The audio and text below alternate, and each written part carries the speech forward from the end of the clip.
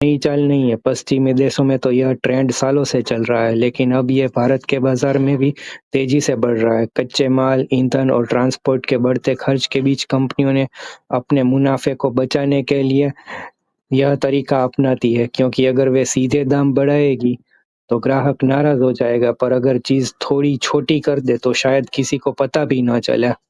ये एक मनोवैज्ञानिक खेल है जहाँ दिखता सब कुछ वही है, पर असल में सब कुछ बदल चुका है। अब सोचिए, एक परिवार हर महीने 100 चीजें खरीदता है, साबुन, चाय, नमक, तेल, बिस्किट। अगर हर चीज में 5 से 10% की श्रिंकफ्लेशन छिपी हो तो वह परिवार साल में हजारों रुपये ज्यादा चुका रहा है और उसे एहसास तक नहीं। कोई एफएमसीजी कंपनियां पैकिंग को इतना सुंदर बनाती है कि ग्राहक को लगता है वाह, पहले से बेहतर, पर अंदर मात्रा घट चुकी होती है। यह चालाकी है और सबसे बड़ी बात पूरी तरह कानूनी। सरकार और उपभोक्ता संगठन अब इस पर चिंता जता रहे हैं, क्योंकि यह खुली ठगी नहीं है बल्कि कानूनी चालाकी है। मालिक को फायदा, ग्राहक को नुकसान।